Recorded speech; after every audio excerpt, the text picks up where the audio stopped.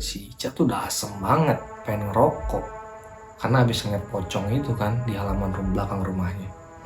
Jadi si Ica coba ngambil rokok di tempat sesajennya mertuanya Ica.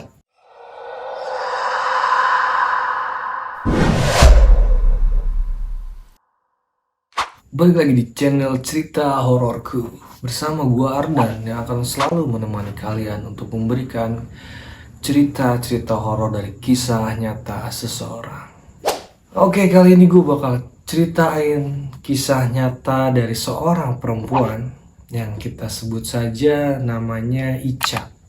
Jadi Ica ini ibu rumah tangga, dia punya anak 3 dan dia tinggal bersama mertuanya. Mertua perempuan, yang mertua laki-lakinya sudah meninggal dunia.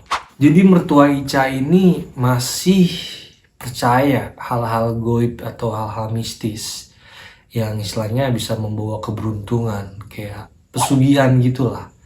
Karena Islamnya Islam kejawen banget. Penasaran dengan cerita Ica ini?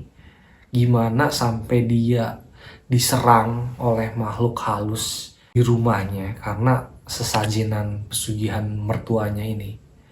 Gak pakai lama, gue bakal langsung ceritain cerita horornya. A few moments later. Tapi sebelum gue lanjut ceritanya, buat kalian yang belum subscribe channel ini, tolong di subscribe dulu dan klik tombol loncengnya biar kalian gak ketinggalan cerita-cerita horor lainnya. Oke, cerita hororku dimulai. Oke, cerita berawal dari waktu itu Ica di malam Selasa. Dia ini mau nyuci baju. Emang Ica ini kalau nyuci baju itu malam-malam. Karena kalau siang dia repot lah ngurusin anak-anaknya. Karena anak-anaknya masih kecil banget.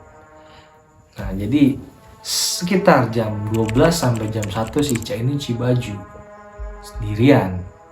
Karena anak-anaknya udah pada tidur. Dari jam 12 Ica nyuci baju sampai sekitar jam setengah 1. Itu cucian pertama Ica selesai nih.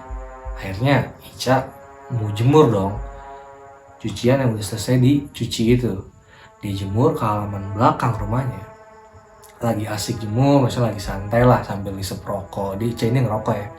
Sambil asik rokok, sambil jemur pakaian di belakang rumahnya. Terus tiba-tiba perasaan Ica gak enak tuh. Agak merinding, kayak ada yang merhatiin Ica. Tapi Ica gak tahu nih dari mana, siapa yang merhatiin. Karena malam itu sekitar jam setengah 1 Ica cuma sendiri saat itu. Mertuanya udah tidur, anaknya udah pada tidur, dan suaminya Ica pada saat itu juga pas banget lagi jadwalnya ronda. Ica ngeliat di atas pagar rumahnya di halaman belakang itu, Ica kayak ngeliat sesosok pocong lagi berdiri dengan muka yang gosong, mata merah kayak melotot Ica gitu.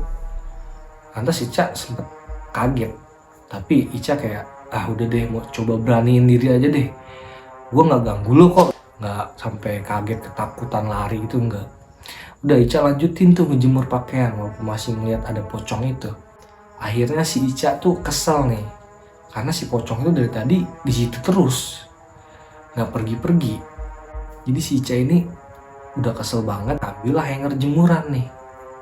Misalnya dia mau coba ngelempar nih pocong nih, dilempar lah tuh hanger jemuran ke pocong sambil ngomong, jangan ganggu gue nggak ganggu lu, kita beda alam, jadi kita masing-masing aja, pergi lu sana.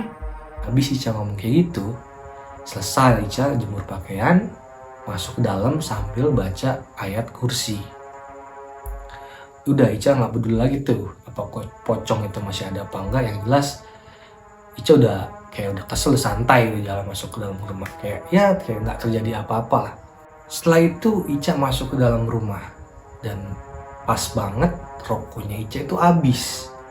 Jadi si Ica ini sempat ngechat atau telepon suaminya yang lagi ronda di luar rumah itu.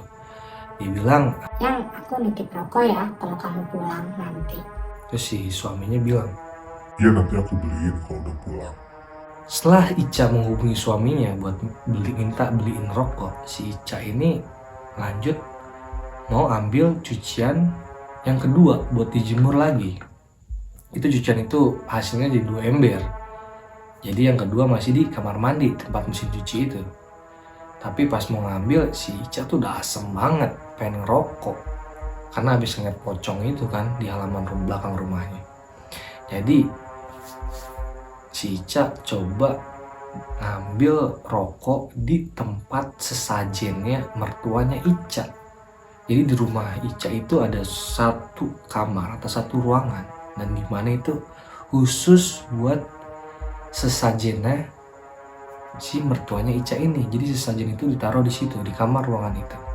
Akhirnya si Ica masuk nih, beraniin diri buat ngambil rokoknya. Saya ngambil rokok, dibakar sama Ica, diisap sama Ica rokoknya itu. Tapi kayak rokoknya tuh rasanya hambar banget, kayak gak ada rasa apa-apa, kayak bakar kertas aja gitu. Akhirnya cuman setengah batang, Ica langsung matiin lagi tuh rokok karena udah gak enak banget rokoknya. Sekitar jam 1:30 Ica ambil tuh sisa pakaian yang habis dicuci itu buat dijemur lagi. Pas Ica ambil kamar mandi, dia keluar mau jemur lagi pakaian ini. Tiba-tiba suara mesin cucinya tuh nyala. Lantas si Ica balik lagi dong, kok masih nyala. Jadi dia naruh pakaiannya, cuciannya itu, embernya ditaruh dulu sama dia, terus dia balik lagi ke tempat mesin cuci buat matiin tuh mesin cuci. Si mesin cuci ini ada di dalam kamar mandi. Jadi pas si Ica masuk ke kamar mandi, baru masuk sampai pintu, tiba-tiba rambutnya si Ica kayak ada yang jambak dari belakang. Akhirnya Ica panik dong, kaget. Ini siapa yang jambak gue? Ica mau nyoba megang tangan yang jambak dia. Jadi pas dia pegang, kayak berasa tuh tangannya tuh dingin banget. Terus benyek, kayak lembek lah ya. Terus abis dipegang kayak keluar bau-bau amis gitu. Pokoknya amisnya tuh kayak bau bangke, bau amis banget deh. Tuh tiba-tiba Ica ditarik dari belakang yang jambak ini. Abis dijambak ditarik ke belakang sampai si Ica jatuh. Habis si Ica jatuh, si Ica coba bangun sama nengok, nih siapa nih? Kayak penasaran siapa nih yang narik gue sampai gue jatuh. Dikiranya mertuanya iseng. Pas si Ica nengok, dia ngeliat sesosok perempuan tua renta, rambutnya abu-abu panjang itu, mulutnya kayak menyon-menyon gitu, kayak stroke lah ya. Matanya melotot, serem kayak mata, cuman kayak mata ular lah. Terus bagian bawahnya itu tuh sisik ular, kayak badannya tuh bersisik ular, bawahnya tuh kayak buntut ular gede banget. Satu sisiknya itu kayak kepalan tangan orang dewasa kali.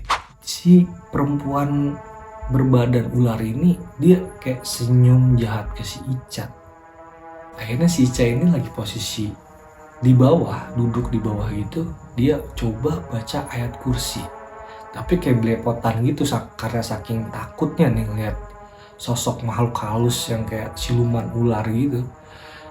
Jadi kayak belepotan, nggak tahu itu dia bener atau enggak. Pokoknya dia tetap terus baca sampai si siluman ular ini atau wanita yang berbadan ular ini hilang begitu saja.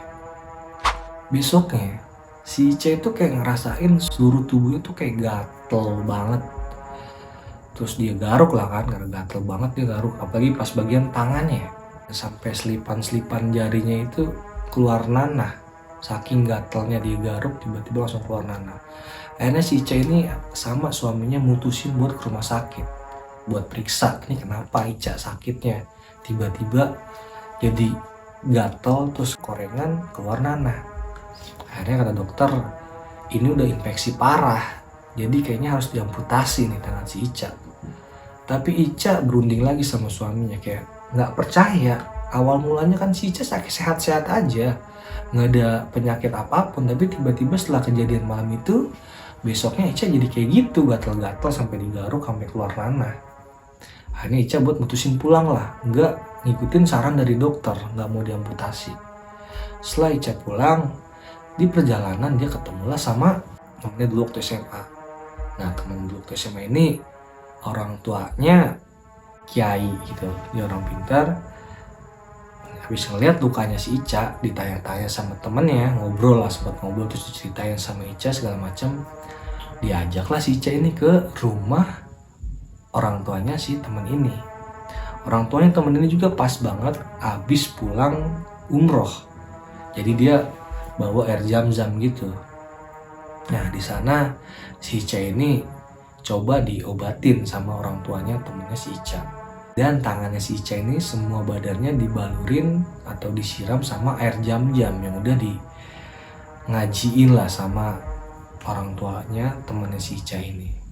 Dan setelah itu dia pulang dikasih yaitu kayak bacaan, kayak disuruh zikir, sholawat segala macam, sama minum air jam-jamnya juga ditambahin. Jadi ada dua botol waktu itu, satu botol buat siramin luka-lukanya si Ica, yang satu botol lagi buat diminum di rumahnya.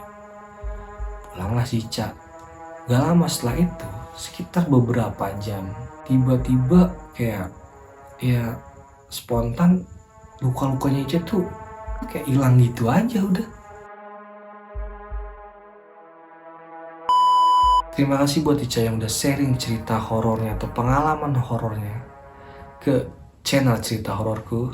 Jadi buat kalian juga nih yang punya cerita-cerita horor dari kisah nyata orang tua, keluarga, sahabat, atau bahkan diri kalian sendiri, kalian bisa share ceritanya ke channel Cerita Hororku melalui email yang sudah gue cantumin di deskripsi, dan bisa juga melalui nomor WhatsApp yang udah gue cantumin juga di deskripsi. Oke, gak bosan-bosan gue selalu minta tolong untuk subscribe channel ini, like, komen, dan share videonya. Terima kasih, gue dan pamit. Salam cerita hororku.